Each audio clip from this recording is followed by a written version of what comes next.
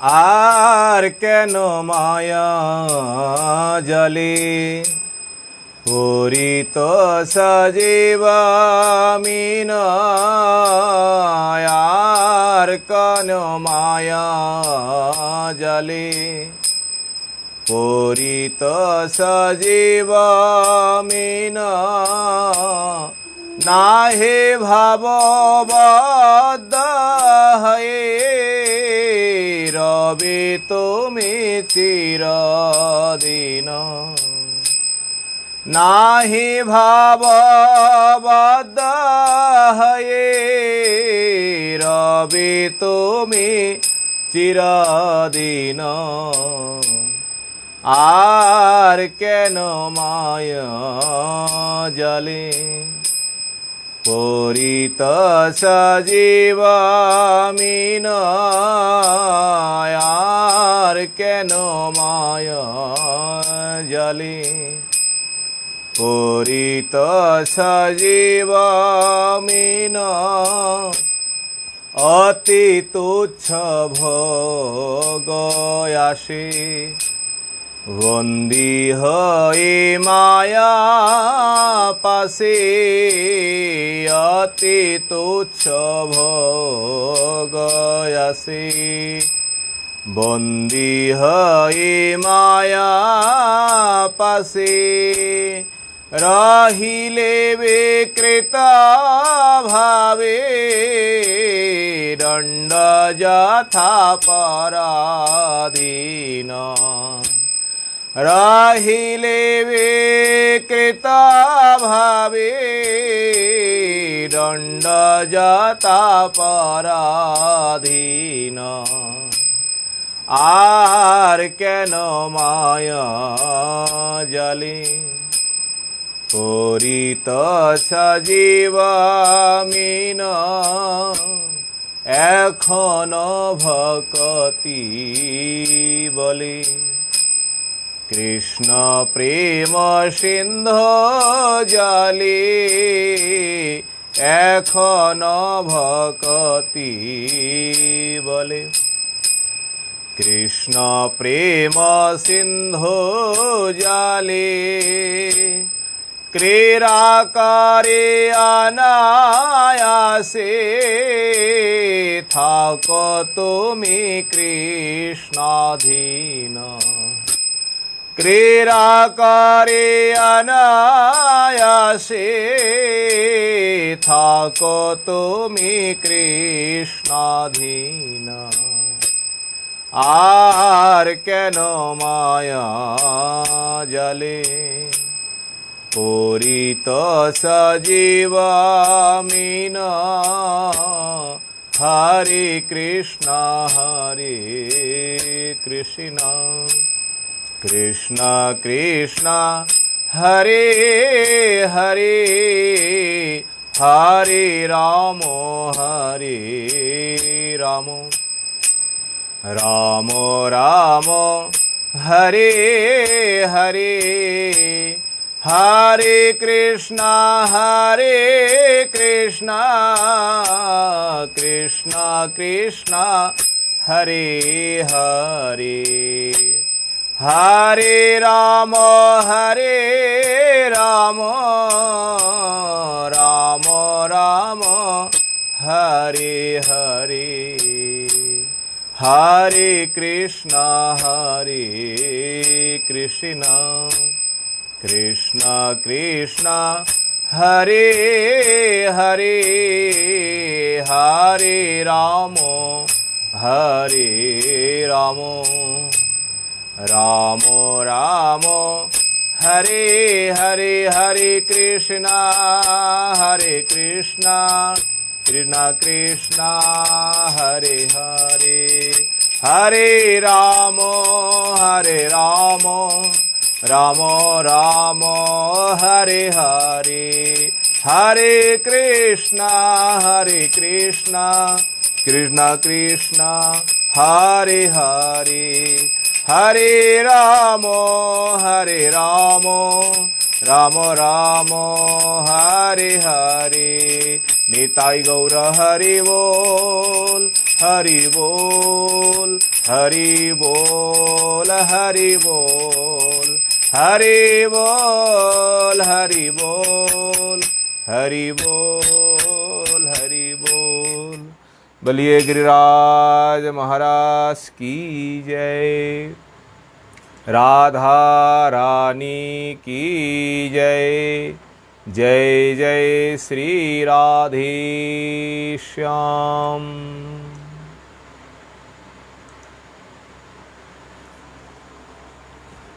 गुरवे गौरचन्द्राय राधिकै तदालये कृष्णाय कृष्णभक्ताय तद्भक्ताय नमो नमः। नमो विष्णुपादाय श्रीकेशवप्रियात्मने श्री श्रीमद्भक्तिवेदान्त वामन इति नामिने। नमो विष्णुपादाय आचार्य सिंहरूपिणे श्री श्रीमद्भक्ति प्रज्ञान केशव इति नामिने। नमो विष्णुपादाय कृष्णप्रेष्ठाय भूतले श्रीमते भक्ति सिद्धान्त सरस्वती नामिने। नमो गौरकिशोराय साक्षात् वैराग्यमूर्तये विप्रलम्बर शम्भोदे पादाम्बुजयते नमो। नमो भक्तिविनोदाय सच्चिदानन्दनामिने गौरशक्तिस्वरूपाय रूपानुगवरायते। गौराभिर्वा भूमिस्थं निर्दिष्ट सज्जनप्रिय वैष्णव सार्वभौम श्री जगन्नाथयते नमः। वाञ्छाकल्पतरुभ्यश्च कृपा सिन्धुभ्यैव च पतितानां पावनेभ्यो वैष्णवेभ्यो नमो नमः। यं प्रव्रजन्तमनुपेतमपेतकृत्यं द्वैपायन विरह कातर्या युहाव पुत्रेति तन्मयतया तरवो विनेदु तं सर्वभूतहृदयं मुनिमानतस्मि। नारायणं नमस्कृत्यं नरं चैव नरोत्तमं देवीं सरस्वतीं व्यासं ततो ययमुदीरये। नमो महावदन्याय कृष्ण प्रेम प्रदायते कृष्णाय कृष्ण चैतन्य नाम्ने गौरतिषे नमो। हे कृष्ण करुणा सिंधु दीनबंधु जगत्पते गोपेश गोपिका कांत राधा कांत नमोस्तुते। तप्त कांचन गौरांगे राधे वृंदावनेश्वरी वृषभानुसुते देवी प्रणमामि हरिप्रिये। वृंदायै तुलसी देव्यै प्रियायै केशवस्य च कृष्ण भक्ति प्रदे देवी सत्यवत्यै नमो नमः।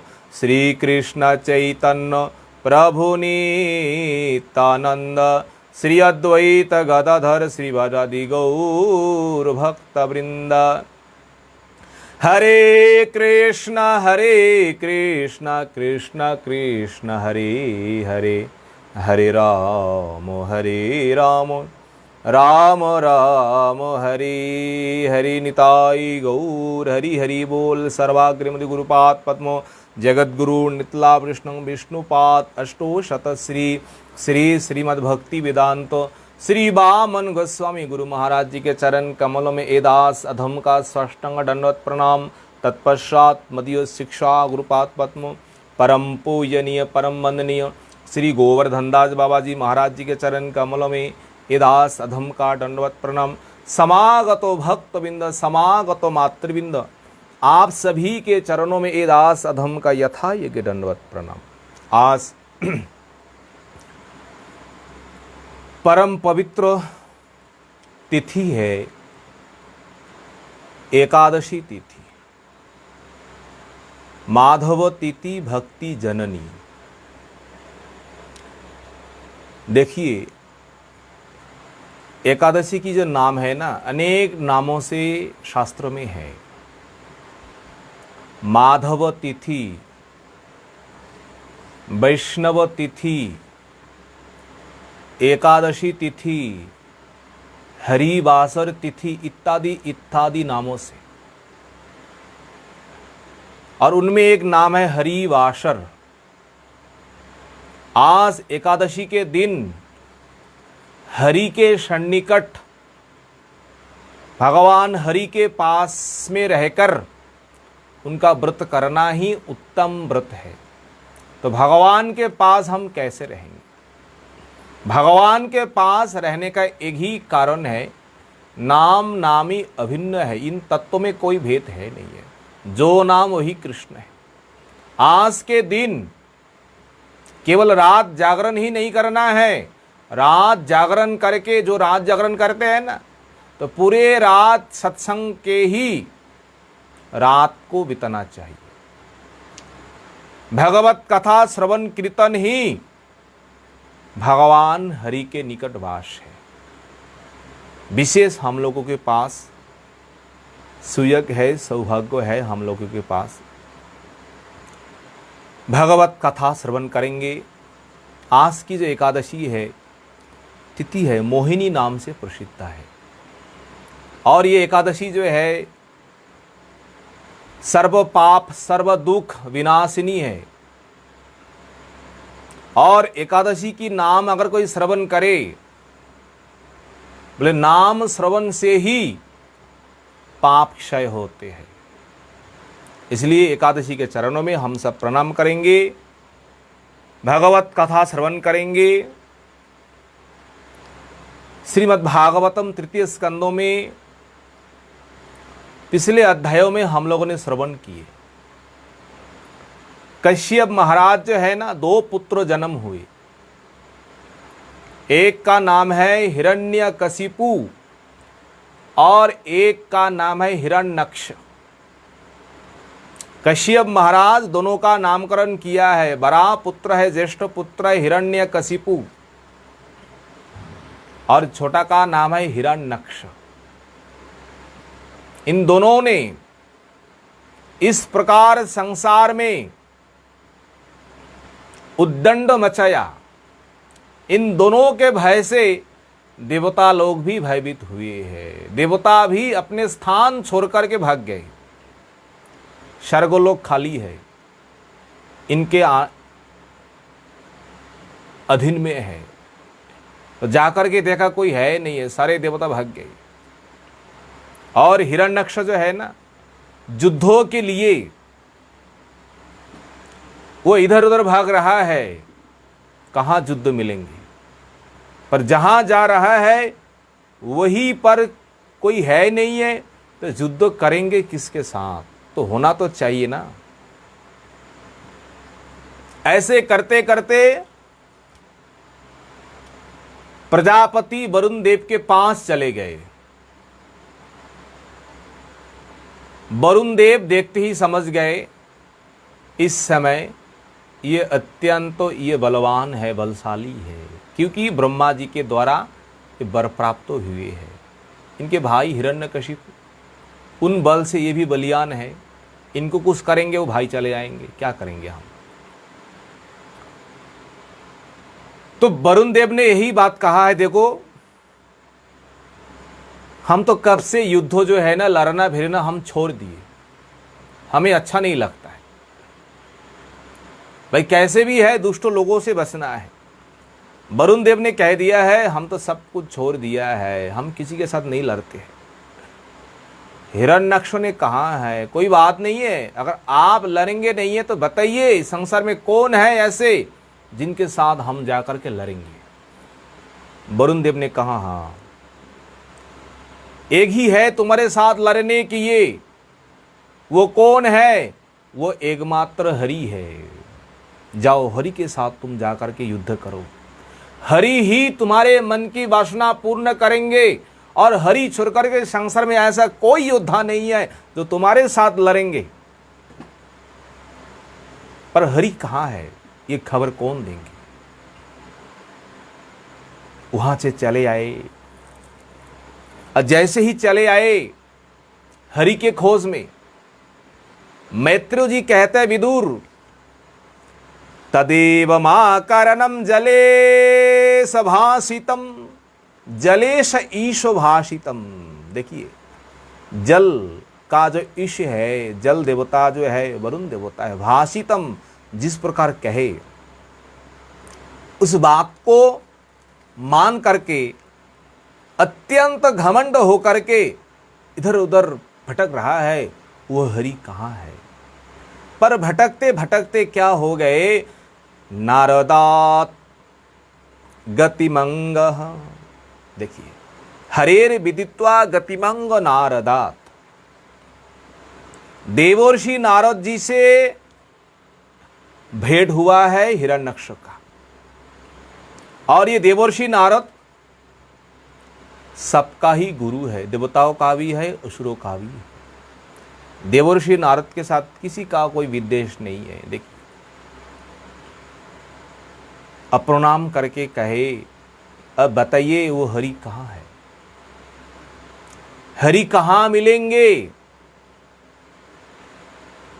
हरि का खोज बताइए, हम हरि से लड़ेंगे। देवर्षि नारद ने मन में हंस रहे, अच्छा, और तुम्हारे मन में इच्छा हो रहा है लड़ने के लिए और हरि के साथ, कोई बात नहीं है, हरि कहाँ है हम बताते हैं। इस समय हरि रसातल में है, समुद्रों के नीचे, वही चले जाओ, हरि वही विराजमान है।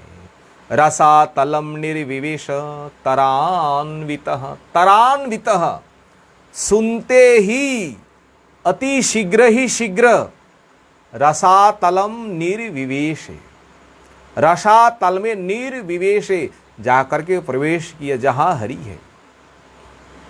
किस रूप में है, इस समय भगवान रसातल में बराह रूप में वहां विराजमान है। बराह रूप धारण किए है पृथ्वी देवी को उद्धार के लिए, और वहां जाकर के हिरण्यक्ष ने क्या देखा, ददर्श तत्राभिजितम धराधरम। देखिए, ददर्श तत्र अभिजितम धराधरम। धराधरम, धरा पृथ्वी देवी का नाम है। इन धरित्री देवी को जिन्होंने धारण किए है अपने दांत के ऊपर, तत्र वहां जाकर के ददर्श, हिरण्यक्ष ने जाकर के बराह भगवान को दर्शन किया, और जैसे ही बराह देव ने जाकर के दर्शन किया, और दर्शन करते ही बराह देव को देख करके वो हिरण्यक्ष खूब करके मजाक उड़ाया, खूब करके हंस पड़े। अरे यही भगवान है, ये कौन है, जहां स चाहो बन गोचरो मृगा, जहां स चाहो बन गोचरो मृग। ये कौन है, अहो हम जिस भगवान को ढूंढ रहे हैं, विष्णु विष्णु, और ये रसातल में किस रूप में है, बन गोचरो मृग। बन गोचरो मृग अर्थात ये बारीचर है, जलचर है, स्थलचर है, दोनों में रहने वाले हैं। कभी तो जल में है, कभी तो वन में है। मृग, मृग होता है जल में रहने वाले, और वन में रहने वाले जो पशु है। अरे उन पशु को हमने देखा जो शुकर रूप धारण किया है, शुकर। और इन बराह रूप को देख करके हिरण्यक्ष ने सबसे पहले जहाशो, जहाशो अर्थात जोर जोर हंसे। अरे तुम्हारे साथ हमें युद्ध करना पड़ेगा, तुम वही बराह है, तुम वही विष्णु है ना। अब देखो, इस समय भगवान किस रूप में है, बराह रूप में है, और दांतों के ऊपर पृथ्वी देवी है। और बराह देव को देख करके हिरण्यक्ष कह रहे हैं, तुम इस पृथ्वी को छोड़ दो, ये पृथ्वी देवी हमारे है, ब्रह्मा जी ने हमें दिए हुए है, हमारे अधिकार है, इन पृथ्वी को छोड़ दो, नहीं तो तुम्हारा कल्याण नहीं होगा, नहीं होगा। भगवान बराहदेव के ऊपर इस प्रकार डट लगा रहा है। देखो, अरे तुम वही विष्णु है ना, जिस विष्णु ने हमारे भाइयों को हत्या किए हैं, असुर भाइयों को। असुर उनका भाई है, जहां जहां असुर लोग हैं, असुर लोगों का हत्याकारी कौन है, एकमात्र मूल ही भगवान विष्णु है। और आज तू वही है विष्णु। आज मैं तुमको वो मजा दिखाऊंगा। कौन सा मजा? हाथ में गदा है ना, देखो, इस गदा के द्वारा तुम्हारे मस्तक को मैं चूर्ण चूर्ण करके डालूंगा। मेरे हाथ से आज बच नहीं पाएंगे। ऐसे करके कह रहे हैं। आज अगर हरि को मैंने वध किया, हरि वध से सभी देवताओं भी अपने आप विनाश हो जाएंगे, देवताओं भी सब चले जाएंगे। इस प्रकार जब हिरण्यक्ष भगवान बराहदेव को इस प्रकार उपहास कर रहे हैं, इस प्रकार कटुक्ति बात कर रहे हैं, भगवान जल के भीतर से जल्दी जल्दी पृथ्वी देवी को लेकर के ऊपर आए। और भगवान जैसे ही ऊपर आए ना, और भगवान के पीछे भी वो हिरण्यक्ष भी भाग के आया। अरे कहाँ जा रहे हैं? भगवान बराहदेव ने क्या किया है? जल के ऊपर पृथ्वी को स्थापन किया है और जिसके बाद आधार शक्ति बनाया। और जैसे ही जल के ऊपर पृथ्वी देवी को स्थापित की, आकाश से देवतागण पुष्प वृष्टि करने लगे, स्तुति करने लगे। और उन देवताओं को भगवान आश्वासन देकर के अब बराहदेव क्या करेंगे? हिरण्यक्ष से कुछ बात करेंगे। वो भी कुछ बात करे है, भगवान भी कुछ बात करेंगे। भगवान कहते हैं, अरे मूर्ख, सत्यम वयम भो वन गोचर मृगा। सत्यम तुमने जो कहा है ना, वो बिल्कुल ठीक है। हम कौन है? हम वन गोचरो मृगा,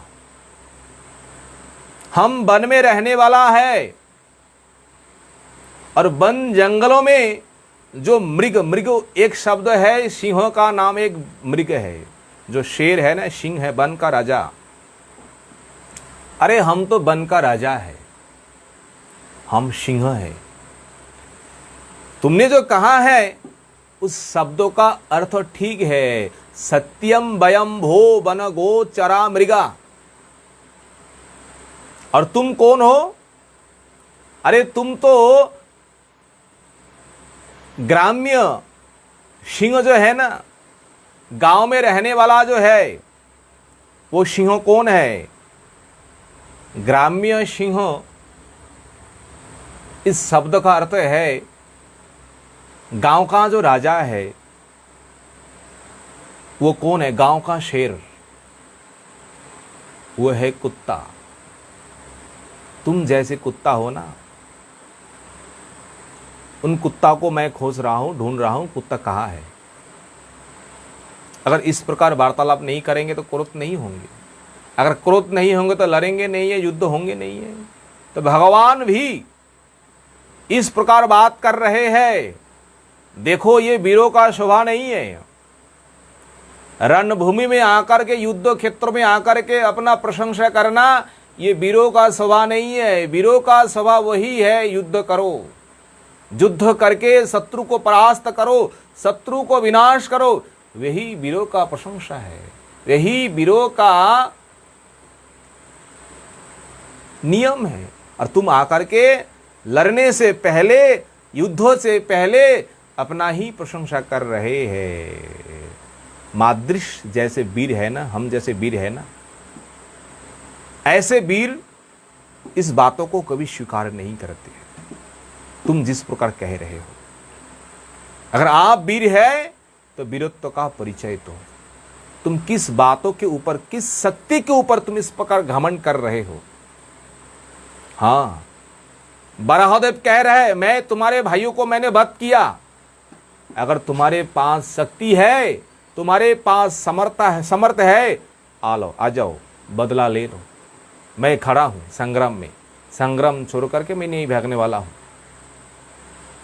देखो, संग्राम में, युद्धों में, रणभूमि में अगर कोई प्रतिज्ञा करे, अगर उन प्रतिज्ञा को अगर पूरा नहीं कर पाए, संकल्पों को पूरा नहीं कर पाए, तो वो वीर जो है ना, वीर को नरक में जाना ही अनिवार्य है, नरक जाना ही चाहिए। पर तुम जिस प्रकार संकल्प कर रहे हैं उन संकल्पों को अगर पूरा नहीं हो पाएंगे तो तुमको क्या कहाँ जाना पड़ेगा?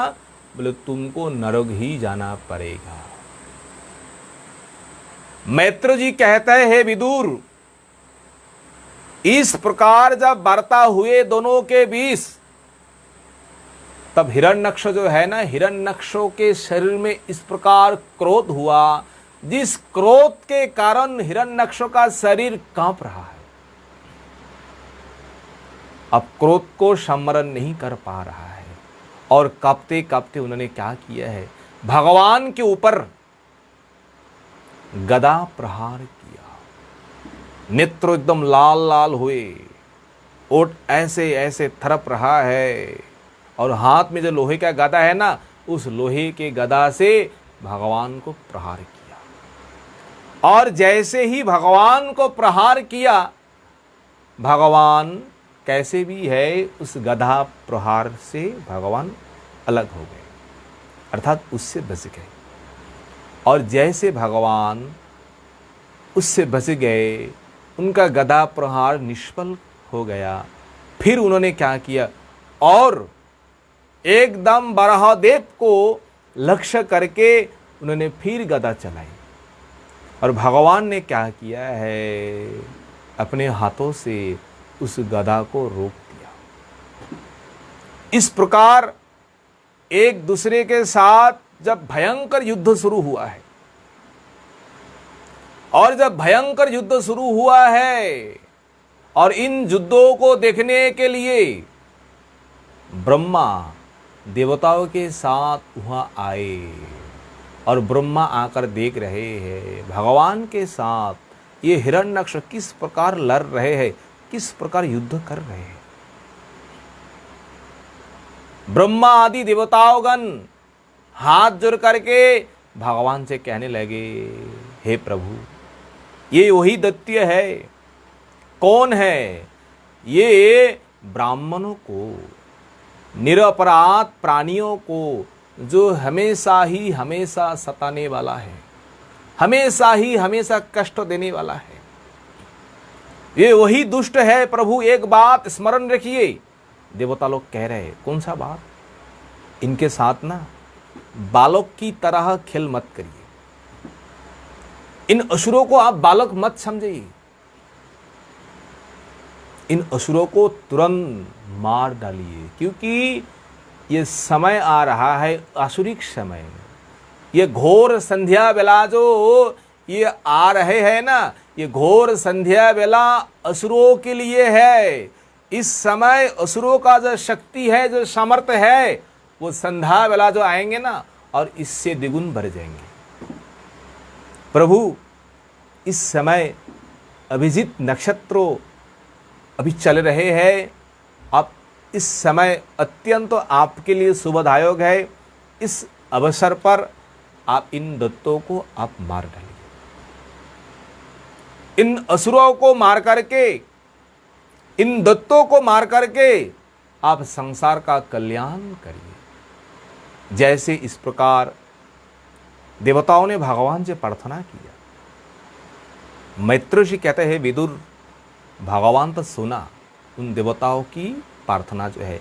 अवधार्य विरिंचस्य, अवधार्य विरिंचस्य, विरिंची आदि देवताओं ने जिस प्रकार भगवान से प्रार्थना की, भगवान ने अवधार्य, भगवान ने सुना। और सुनने के बाद भगवान क्या कहा देखिए। भगवान ने कहा है, हंसते हुए कहा है, हे ब्राह्मण, तुम मुझे ये मुहूर्त का समय, ये काल बेला का समय मत बताओ। बोले क्यों प्रभु? आपके सहाय के लिए, आपके हित के लिए हम लोग बोल रहे हैं। भगवान का कोई बात नहीं, ठीक है, पर मैं जो हूं ना, वो काल का भी महाकाल हूं। जो काल है संसार में, उन काल का भी मैं प्रभु हूं, मैं महाकाल हूं। तो मेरे लिए ऐसा क्या विधि है, क्या निषेध है? आप लोग चिंता मत करो। मैं इन असुरों को इन दस्यु को मैं रात्रि के समय ही इन असुरों को मैं मारूंगा। अब नहीं है, अब तो कुछ समय इनके साथ खेलना है। खेल करके बहुत मजा आ रहा है, क्योंकि भगवान इस वीर रस आस्वादन करने के लिए ही अपना पार्षद जो है जय विजय को इस संसार में भेजा। अगर जल्दी जल्दी ही मार दिया जाए तो वीर रस कैसे आस्वादन करेंगे। इनके साथ मुझे कुछ समय खेलना है। वीर रस आस्वादन करेंगे, करने के बाद संध्या के वेला ही, रात्रि के समय ही मैं इनको मारूंगा। देखिए, जब इस प्रकार भगवान देवताओं से इस प्रकार कहे, तब वो जो हिरण्यक्ष जो है ना, भगवान के ऊपर उन्होंने गदा प्रहार किया और भगवान ने भी गदा प्रहार किया। और ऐसे गदा प्रहार करते करते क्या हुआ है, हे विदुर, भगवान बराह देव के हाथ से जो गदा जो है ना, अस्त्र गिर गए। और इस समय किस प्रकार भारी विपद है देवताओं के सामने। देखिए, देवता लोग देख रहे हैं और प्रभु के हाथ से अस्त्रों शस्त्र सब गिर गए और असुरों के हाथ में गदा है, असुर के हाथ में अस्त्रों शस्त्र है। तो ये देख करके देवता लोग घबरा गए। आप प्रभु का क्या होगा, आप प्रभु किस प्रकार लड़ेंगे, किस प्रकार युद्ध करेंगे। पर ये हिरण्यक्ष जो है ना, है तो असुर, है तो शत्रु, पर उनमें भी धर्म है, उनमें भी इस प्रकार धर्म है। उन्होंने कहा, देखो, मैं अस्त्र रहित शत्रु के ऊपर मैं शस्त्रों कभी भी चलन नहीं करूंगा। उन शत्रु को मैं प्रहार नहीं करूंगा जिन शत्रु के हाथ में अस्त्रों शस्त्रों नहीं है। हे विष्णु, तुम अस्त्र ग्रहण करो, अस्त्र धारण करो, फिर तुमसे हम लड़ेंगे। देखिए, ये युद्ध का नियम है। जो अस्त्रों शस्त्रोहीन है, रथहीन है, रथ भी है नहीं है, रथ से च्युत हो गए और अत्यंत भयभीत है और शरणागत है, धर्मविद जो है, धर्मज्ञ जो है, रिपुंग न हंति कश्यचित, रिपु को कभी भी अपने शत्रु को वध नहीं करते हैं।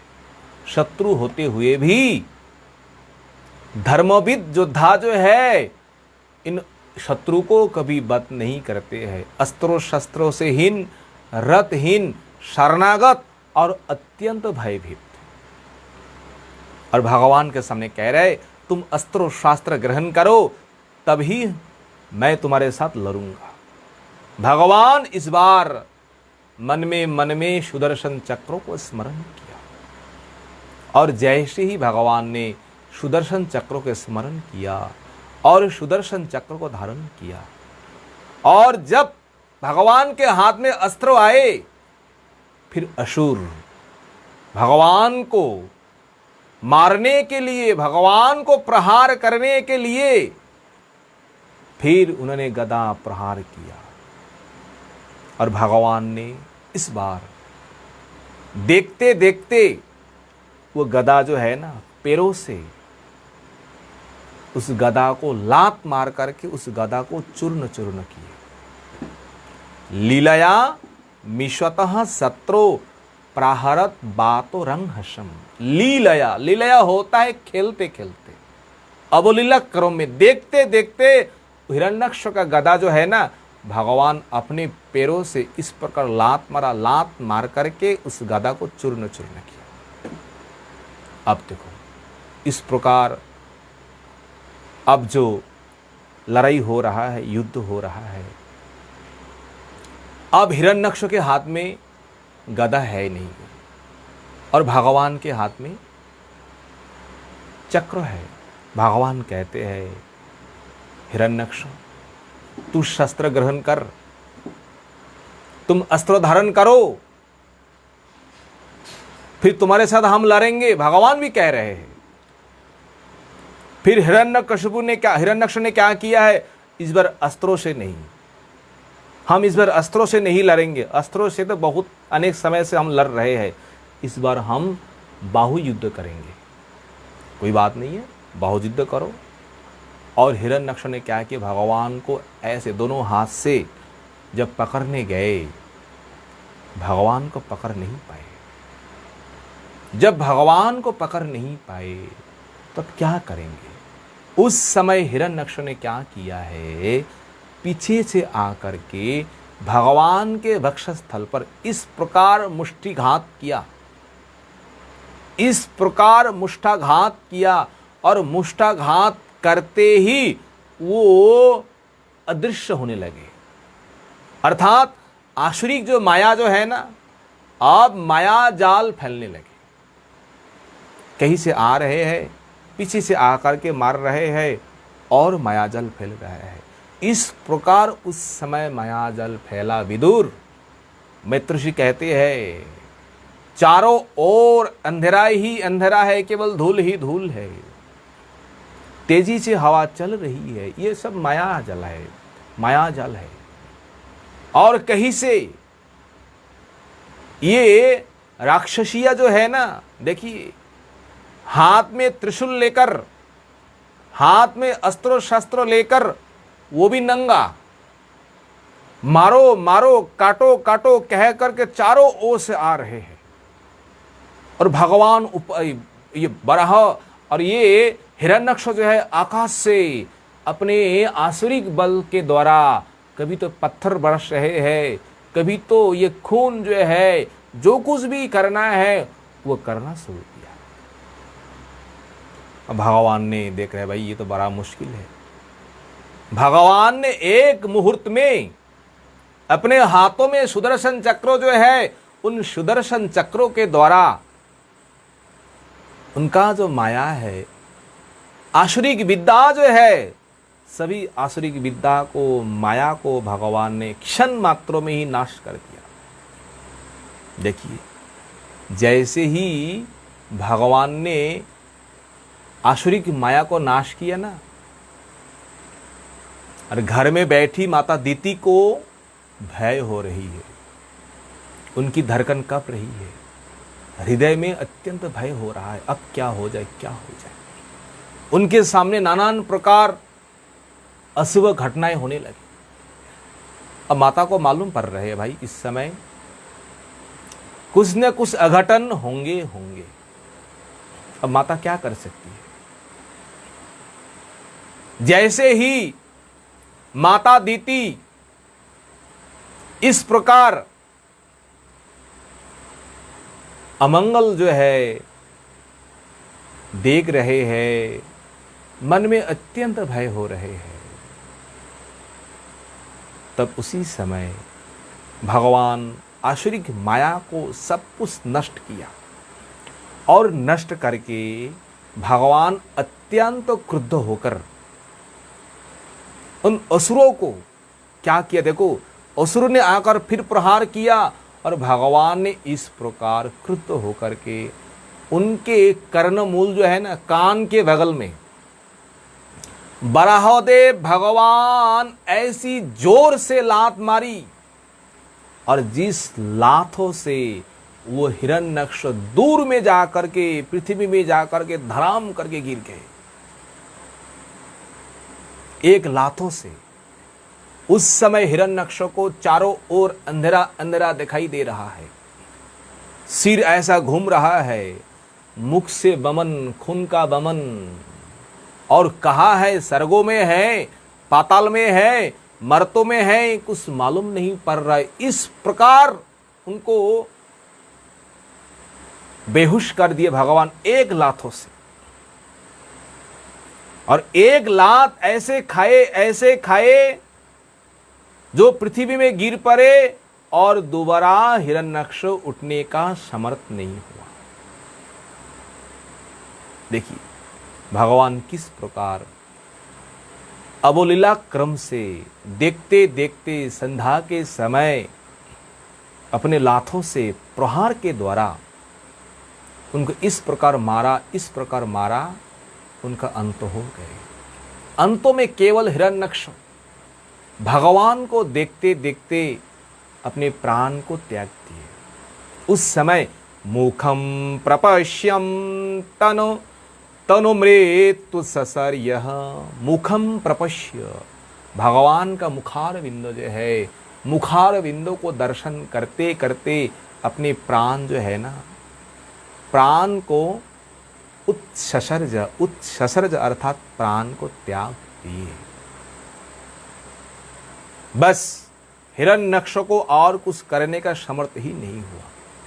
और जैसे ही हिरण्यक्ष ने अपने प्राण को छोड़ दिया, त्याग दिया, ब्रह्मा आदि देवता सब हाथ जोड़ करके भगवान वराहदेव का प्रशंसा। और इस प्रकार जो मृत्यु है भगवान के सामने और भगवान के चरण स्पर्श से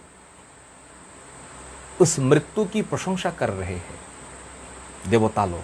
देखिए, ये मृत्यु जो है, ये मृत्यु योगियों के लिए भी दुर्लभ है, तपस्वियों के लिए भी दुर्लभ है, जो मृत्यु आज हिरण्यक्ष ने प्राप्त की है।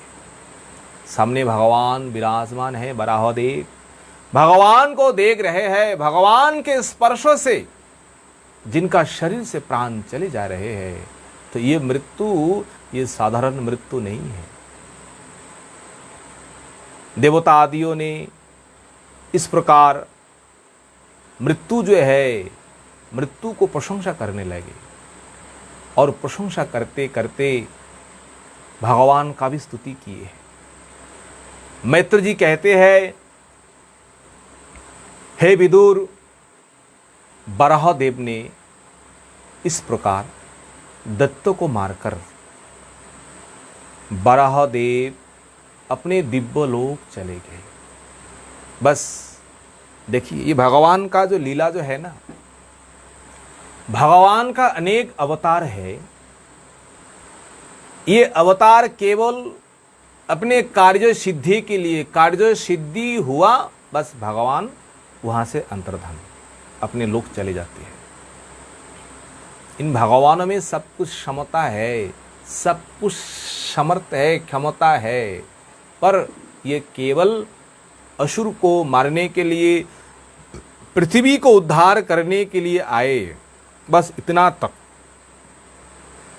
ऐसा नहीं है वराहदेव के भीतर और लीला विलास करने के लिए। अगर चाहे तो वराहदेव भी बांसुरी बजा सकते हैं, अगर चाहे वराहदेव भी भक्तों के साथ लीला विलास कर सकते, पर नहीं है। जो जहां तक करना चाहिए वराहदेव ने वही किए और वो दिव्य लीला करके अपने दिव्य धाम में चले गए। इस प्रकार मैत्र जी कहते हैं, हे विदुर, भगवान चले जाने के बाद ये विदुर जो है ना, ये कथा को सुनकर के अत्यंत आनंदित हुए। वराहदेव का कथा जो है, क्या अलौकिक कथा है, किस प्रकार मधुर कथा है। और ये कथा जो है ना, सबको सुनना चाहिए। ये कथा के प्रभाव से हम लोग सुने हैं, ध्रुव महाराज जो है ना, मृत्यु को जय किया है। मृत्यु के मस्तक के ऊपर ध्रुव महाराज ने अपना पैर रख करके भगवत धाम चले गए।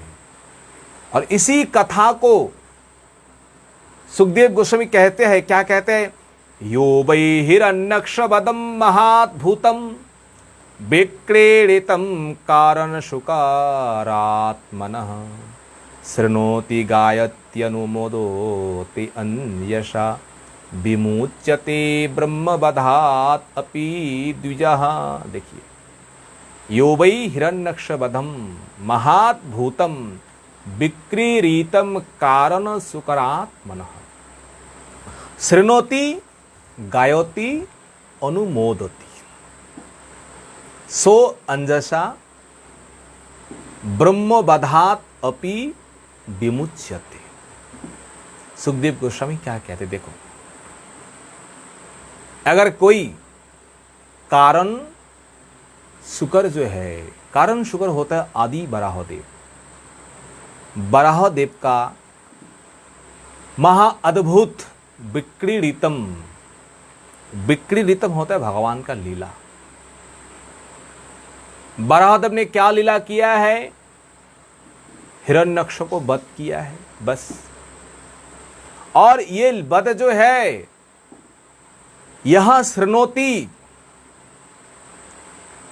ये वध लीला जो श्रवण करते हैं, केवल श्रवण करने से ही हो गए ऐसा नहीं है।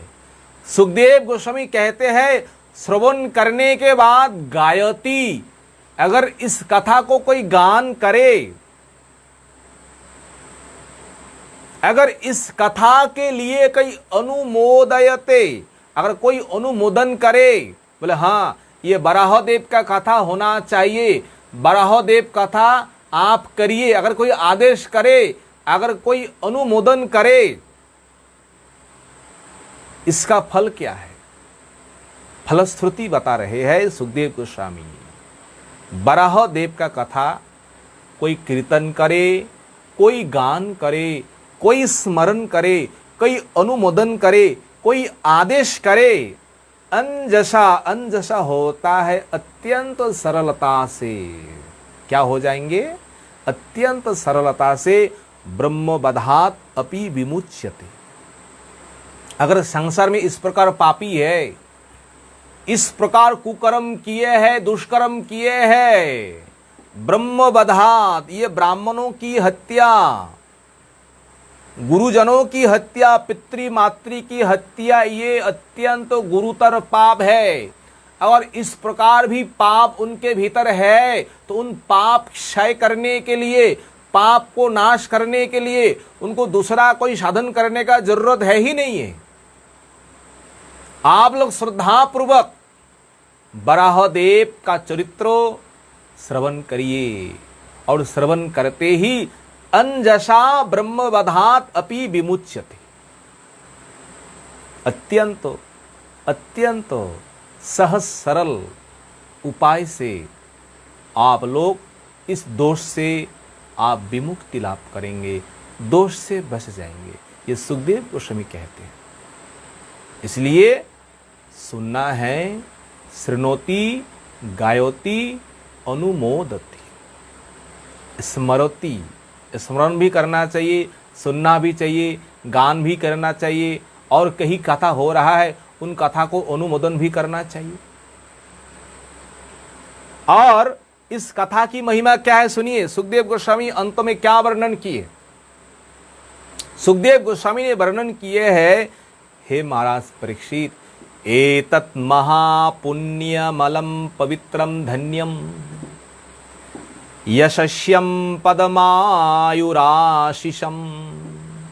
प्राणेन्द्रियाणां युधिस्वर्यवर्धनं नारायणो अन्ते गतिरंग शृण्वतं।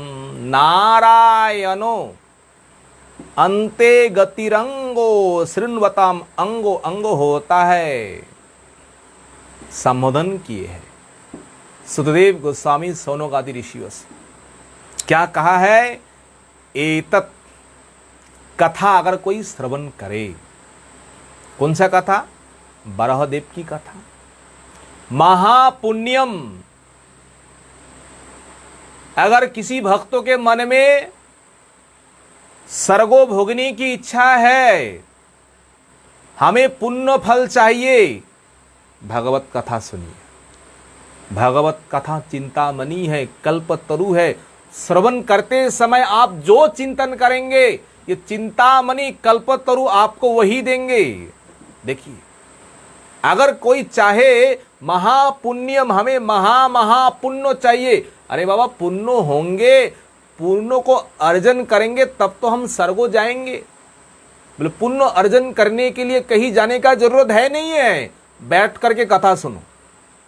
ये हम नहीं कह रहे, शास्त्र कह रहे, भागवत की श्लोक है, और भागवत महापुराण जो कह रहा है ये ध्रुव सत्य है, इसमें एक संशय करने का कोई जरूरत नहीं है। महापुण्यम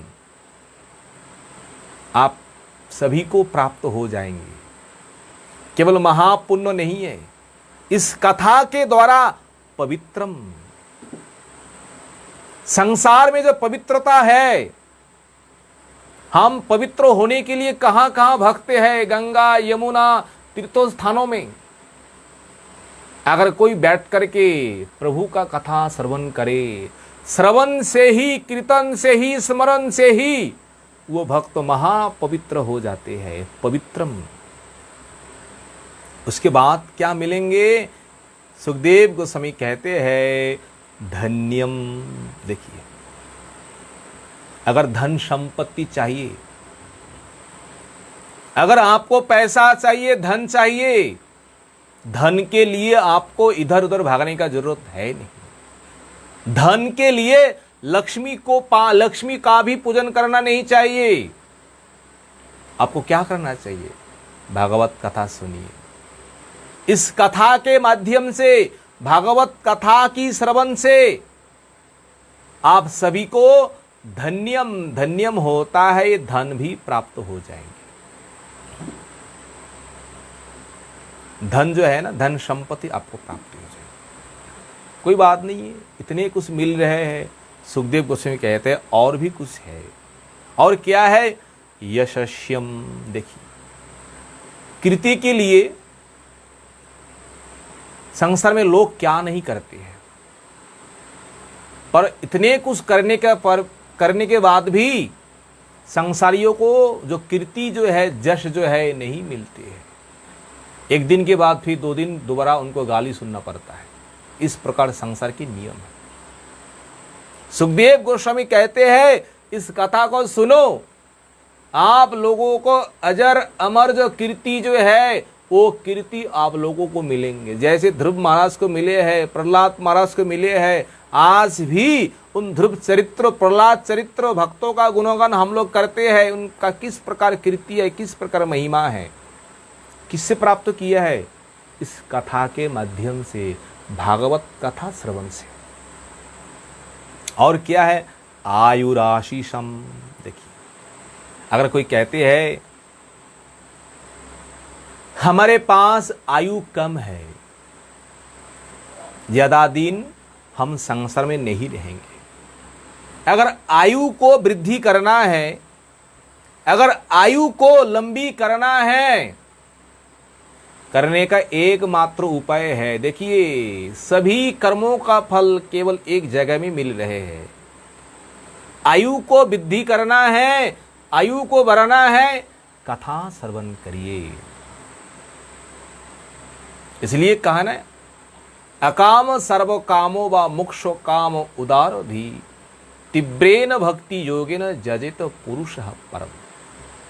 आपके भीतर कैसा भी कामना है, कैसा भी वासना है, आप भक्ति करिए, भजन करिए। इसके द्वारा सब कुछ मिल जाएंगे, इधर उधर जाने का कोई जरूरत नहीं है। और क्या है? प्राणेन्द्रियाणम युधि शौर्यवर्धनम एतत् भगवत चरित्रम शृण्वातम। जो कुछ चरित्र है, जो कुछ फल कहा है, ये केवल भगवत चरित्र से ही, श्रवण से ही, कीर्तन से ही, स्मरण से ही हम सबको मिलेंगे। देखिए, इतना ही नहीं है,